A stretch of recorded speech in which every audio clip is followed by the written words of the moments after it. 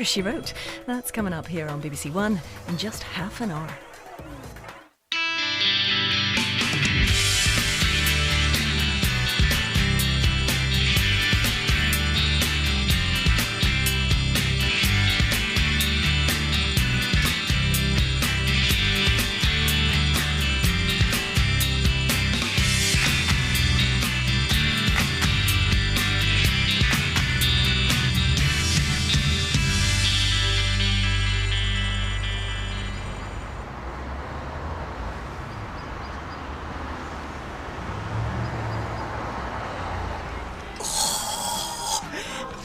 Is gorgeous, Gerald. And the best part is I get the whole jar all for myself. Oh, my, you wouldn't believe how creamy this butter is. Just a touch salty, the way I like it. Mind you, it will go far at this rate. Still, a little treat now and again never hurt anyone, did it, Gerald? Oh.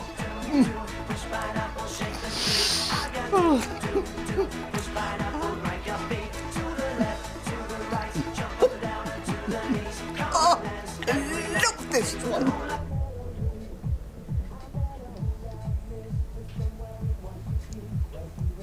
Silly old fool. Jimmy, hurrah! So good to have you back. I'll second that. How was the course? Yeah, good. Saw plenty of action. It was a real eye-opener. Bit like our current locum. Ooh, thank goodness, a real doctor to work with again. On and off, I'm afraid. I'm going to be shadowing a police surgeon over the next couple of weeks. Yeah, well, at least while you're here, we can trust you to get it right. Well, I take it as a vote of no confidence in the new locum. Boy? Ghastly woman. All she does is shove people out of prescription. She never spends any time with the patients. Unlike you, Dr. Clay. Oh, I get it. All I do is just sit there and chat all day. No, you care. Shows in the way that you treat your patients. Oh, we have missed you, Jimmy. We really have. How long is that going to take? OK, yep, good. I'll talk to you tomorrow. Doesn't sound too promising. Well, to them it's just a lousy suitcase. No big deal. You know, you're welcome to borrow some of mine. I've got a wardrobe full of clothes upstairs. Thanks, Uncle Joe, but it's not just that. You know, I'm an experienced traveller. I can't believe I was so stupid. About what? I left my bank cards in the case. Ah. Look, I can lend you some cash to tide you over. Really? I mean, it's a real imposition. No, there is one condition. Just drop the uncle's stuff. Thanks, Joe. I'll pay you back as soon as I can. What about work? Your mum said you have some sort of problem with the practice. Yeah, well, in a nutshell, my partner, Ray, died, left me with the practice and a huge debt. Oh, didn't realise it was that bad. Yeah, well, it's my fault for not keeping a check on things. But, you know, Ray always looked after the business side of things, and my forte was patient care. I trusted Ray. But he let you down. Yeah, I had to dig into my own funds to pay off as much as I could. But it was, unfortunately, too little too late. And eventually the bank stepped in, took over the premises. What about the practice? Well, the PCT got involved. And the result was that another practice got the patient list. And they offered me a job, but I decided to move on, you know, think things over. Hence the trip to Miami. Mm. And now you're stuck here with your possessions floating around in the ether. And a debt I have an open hell of repaying. But maybe we could find you some work here. I've got a few contacts I could follow up. No, really, it's fine. I don't know what I want to do yet, so... Well, at least you'd be earning money, get you back into the swing of things. Maybe. Well, I'd snap you up for the mill, but we've already got a locum in place. Listen, Joe, I don't want to be any more trouble to you than I already have been. I'm due at the surgery. Why don't you come down and see the gang? You like them. Oh, I really should make some calls. OK, but call in later and I'll take you to lunch. Doctor's orders. Oh, yes. On the way, I'll stop at the cash point, get that money you need. Thank you. For everything.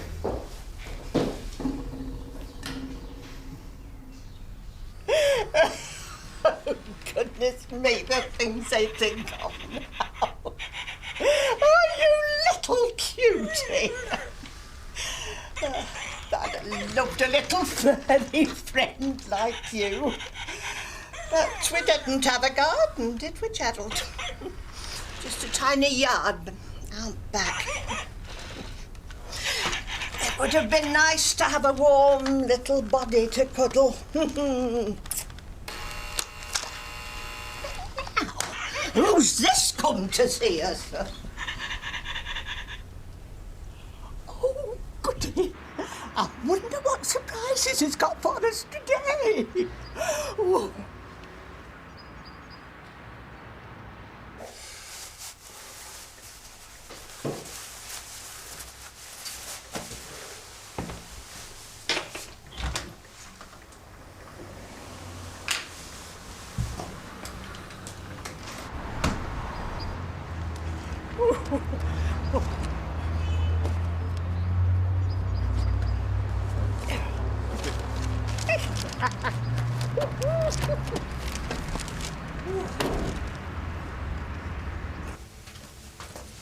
Thought I'd find you in here.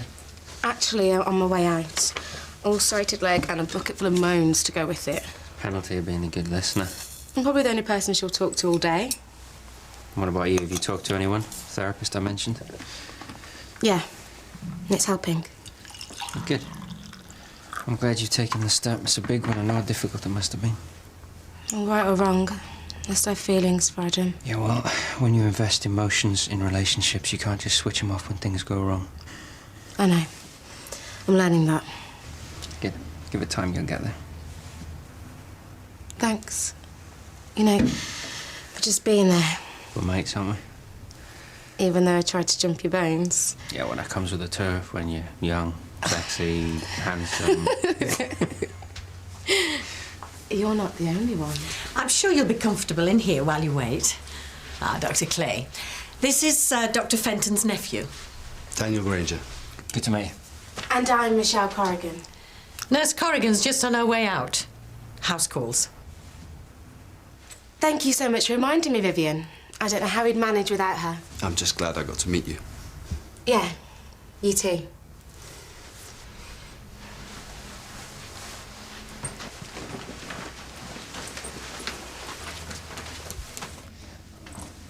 Oh, Jimmy. Sorry to pounce on you, but I've got a rather irate patient on my hands. Matthew Lowe. What's his problem? Well, our new locum seems to have ruffled his feathers. He's demanded to see another GP. That'll be me, will it? Good chat. Well, if you could sort things out, it'd be a real help. So I have my uses after all. I've never doubted your abilities, you know that. Better wheel Mr. Lowe in then. Oh, listen, you did mean it, didn't you, when you said that you wanted to stay on here? Let's sort out one problem at a time. Yeah. Oh, here we go again. You've no idea what I've had to put up with since that woman moved in next door. And what woman is that then, BT? Marie Hallam, she calls herself. Husband died a few weeks back. I suppose that's why she moved in here. Oh! Be careful, will you? Sorry. She must be deaf. She needs the music that loud. Have you ever thought that it just helps fill the silence? Yeah, well, perhaps you could be a little bit more considerate. I don't want to listen to her goings-on all day and half the night. No, I bet you don't. What's that? The poor woman's just lost her husband. Maybe you could be a bit more considerate. She's certainly not the poor little grieving widow she'd like us all to believe. Laughing her head off, singing along to that awful music. It is not right. People cope with grief in different ways. Maybe this is just her way of coping now she's on her own. Rubbish. That woman is not on her own. You just said that she's a widow. Hussy, more like. Oh, BT. She's got a man in there. Gerald. I've heard her talking to him. Day, night, and first thing in the morning.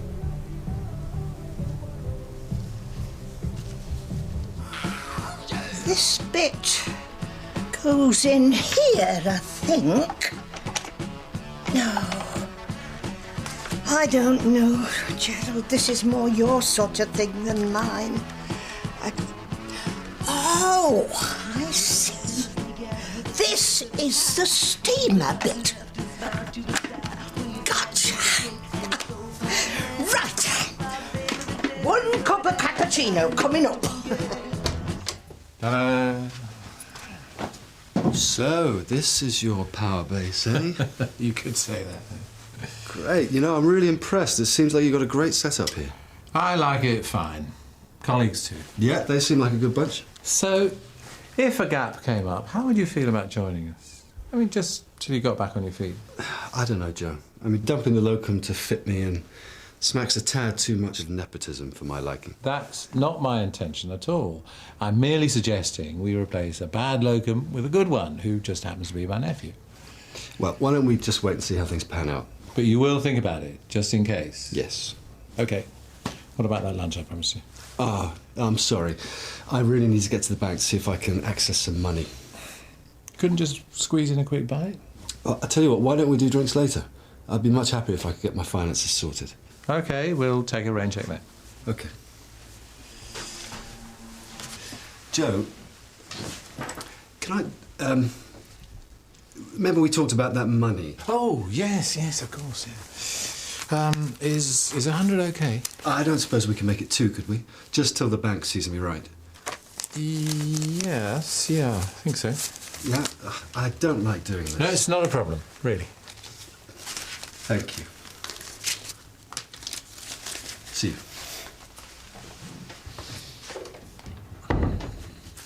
I mean, it's not right, that woman having a man living with her. Well, you don't know that for sure. I might be old, but I'm not daft. And what I do know is that these flats are for sole occupancy only. It says so in my tenancy agreement. Does it really matter? Of course it does. I don't want to live next door to a harlot. Oh, that's a bit strong, Beatty.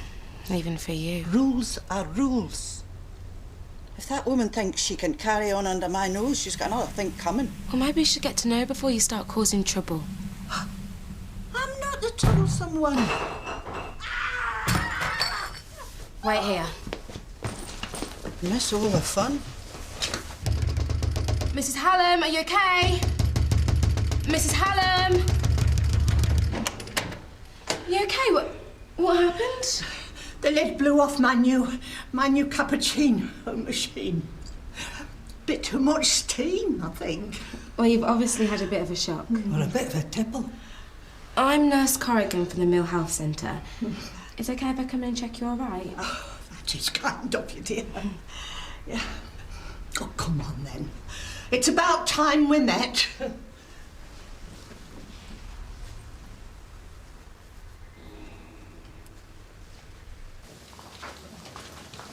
Bye, Mr. Lowe. Thanks for that. You managed to soothe the troubled waters, eh? Oh, Mr. Lowe thinks I'm the best thing that's happened to this practice. You've certainly kept the mill's reputation intact, Dr. Clay.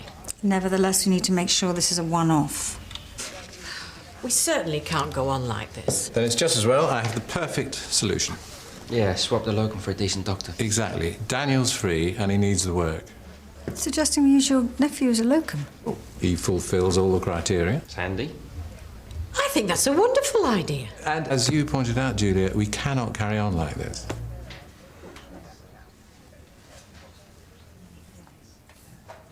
Must have overfilled it. 2 sugars for me, please. There's no need for you to stay, Beatty. I'm just being neighbourly. It's kind of you, dear, but I'm feeling better now. My arm's a bit sore, though. Oh, Marie, you should have told me before. It's a nasty scold. Dear, all this fuss. I'm a silly old woman, aren't I? Of course you're not. Just not used to dealing with gadgets. That was my husband's thing. Not that we could afford many when he was alive. Looks like you're making up for it now, eh? Why don't we go somewhere more comfortable where I take a look at that burn?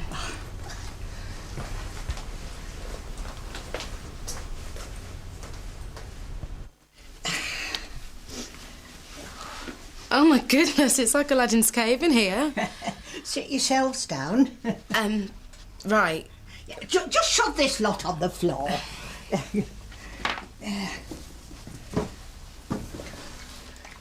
Oh, come on, let's take a look at that arm. This is good of you, dear. It's all part of the service. Oh, she could afford to go private with the money she's got. BT. Well, I couldn't live like this in my pension. I'm just saying, all this stuff you've got here must have cost a fortune. Yeah, well, it's got nothing to do with you. Yeah, I suppose I did get rather carried away. There's no right or wrong way when you're grieving. It's just a process you have to go through. Is it, dear? We all react to loss in different ways. I'm sure we do. And shopping makes you feel better. I know it works for me. But all these things, they really can't replace your husband. She's already done that with Gerald. That's enough, BT!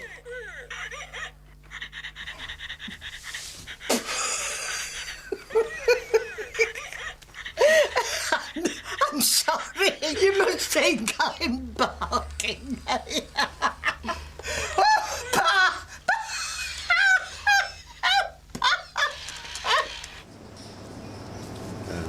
200, please. Thank you.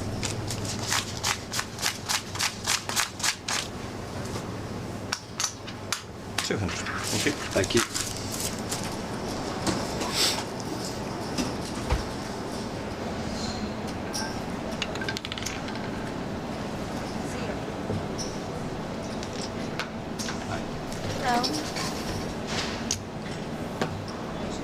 Stupid, really.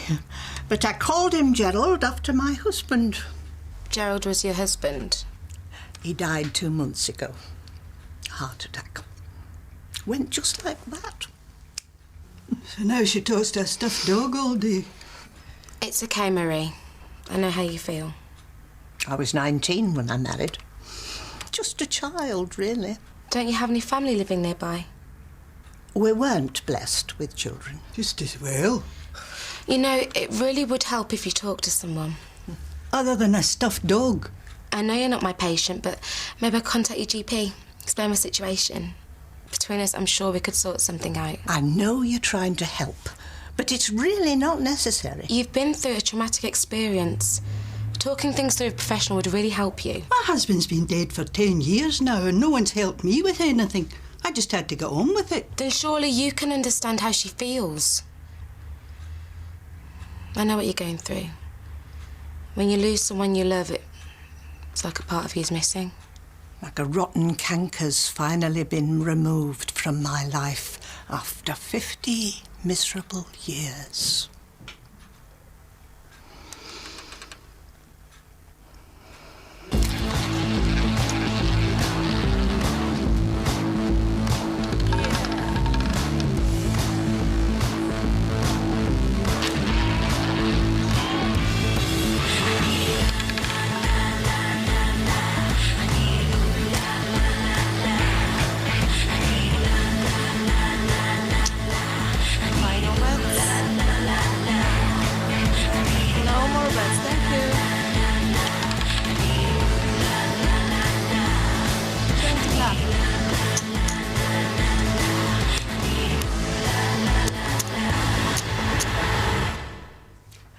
Gerald was what you'd call frugal. The way he'd been brought up, I suppose. What you couldn't make do with, you mended. And when that fell apart, you cobbled it together again and prayed. Truth is, he was tight as a drum. Hated waste, and hated wasting money even more. At least things were built to last back then. But you get sick of the sight of them. Ironing the same clothes year in, year out, cooking with the same pots and pans. You know what? After 30 years sleeping in the same old bed, I thought I'd try a bit of sabotage. I'd wait till Gerald was at work, then I'd jump up and down on the mangy old thing hard as I could. Did it work? Oh, yes. The leg fell off, and there was a big dinge in Gerald's side of the mattress. So you had to fork out for a new bed then? Oh, he just turned the mattress and stuck a chunk of wood under the frame. I bet that was the first thing you bought when he'd gone. I haven't got around to it yet. I'm going to have to go soon. Too busy wasting money in this lot. Was it worth it, Marie? Do you really think that this is the answer? I haven't a clue, dear. All I know is I scrimped and scraped all my life. I'd have gone out to work, but Gerald wouldn't let me. You're joking. A woman's place is in the home. That's what my Joe used to say. I've never had a wage or money of my own. Just the housekeeping each week, and then I had to account for every penny. So when I found all that cash... What cash? BT. The money Gerald diddled me out of all these years. It was stuffed in little bags all over the house. Thousands of pounds he'd kept hidden from me. Well, that was it. Heaven. And once I'd started spending, I couldn't stop.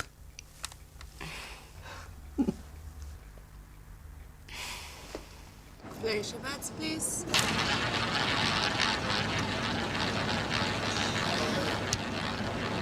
Final beds. Having all that money was fun. The first real fun I'd had in years. I could buy whatever I wanted, even silly things like this. There was no one to question me, no having to account for every penny. Spending money became a game. And first prize was knowing how much Gerald would have hated it. That's why I put everything I bought out on display. I wanted Gerald to see exactly how far his money would go. Is he in here?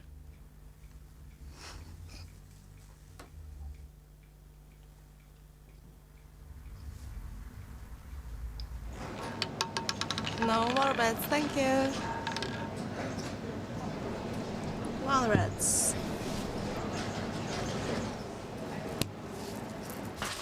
Locum's just written a resignation. All over these test results. She's mixed up 2 sets of patients' tests. Fortunately, Vivian spotted it in time. Or 82-year-old Elizabeth Jennings would have been extremely nonplussed to discover she had a normal sperm count. It isn't funny, Dr. Fenton. No, of course not. It's time to take action. Then why'd you stay with him after all those years? You made your bed and you lay in it. That's how it was for us. Marriage was for life. Till death us do part. And woe betide the woman who broke those vows. Well, thank goodness things have changed. At least women have choices now. We knew our boundaries and we stuck to them. At least we were all in the same boat. The neighbours stuck together, helped each other out. I'd lend next door a shilling on a Tuesday, and she'd give it back to me Friday tea time. And you never told the men. That was women's business. No concern of theirs how the housekeeping gets spent. As long as there were clean clothes to wear and food on the table. And that's it? That was your life? Cooking, cleaning and looking after some man? Well, it had its drawbacks, maybe, but we had our place in life. And we knew who we were. Worth more than just running a house. Are you happy? That's what you have to ask yourself. When all's said and done, most women want the same. A man of their own to love. And a home you feel safe in. Beds, please.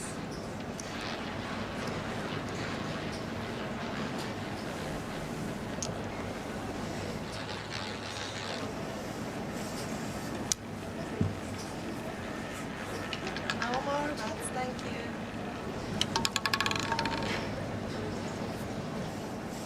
Gerald may have been tight, but he was a worker. Always kept a roof over our heads and food on the table. Marriage was a partnership. You worked together or you didn't survive. Well, I guess love does come in different shapes and sizes. Maybe so. And that's why Gerald saved all his money. What do you mean, dear? Well, he was thinking of you. Making sure that he had enough to get by and if anything ever happened to him.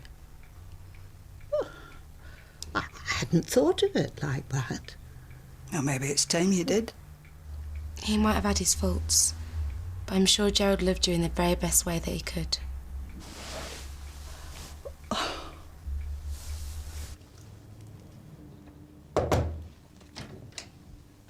Hey, can I have a word with you before you leave? Come on.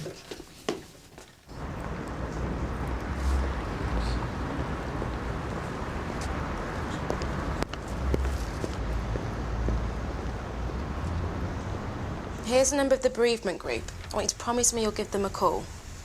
I'll think about it, dear. Well, no matter how you feel, I still think you're grieving. If not for your husband, for the loss of life you once had. There are plenty of good times along with the band. And talking things through will help put everything in perspective for both of you. I wouldn't have to go out for a wee chat once in a while, eh? That would be nice. Well, if you need me, I'm at the other end of the phone. Thank you. OK, bye-bye. Come on, let's have a look at that machine of yours. I'm a dab hand at that sort of thing. I had to be. My Joe was a complete waste of space in that department.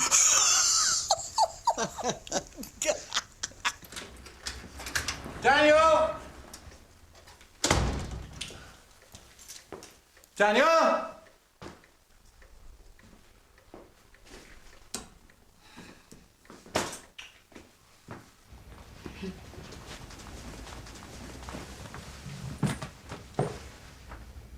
Let's put that smile on your face. Just thinking how lucky I am. I've got great friends, good family, nice flat, and I've got choices. Well, like tea or coffee? Oh, well, I love whatever you make it. Just this once, Mr. Clay.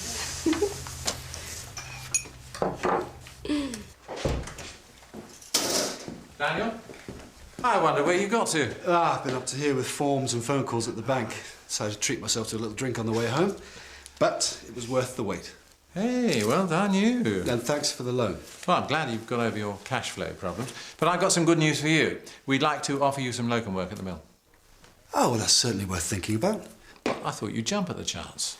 Well, I appreciate the offer. So is that a yes, then?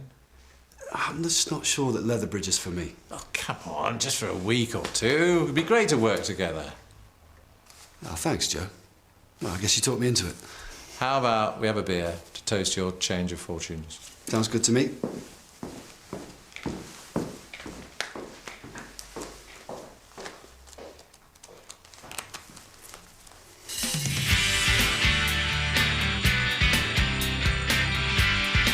We're going to need a reference for Daniel. A reference? Well, I'm more than happy to write a recommendation for him. Owen, these nets are supposed to be a warm-up. I think I've got a feeling in my legs. Sure. More medical dramas tonight in Holby City at 8. Coming next, Murder, She Wrote.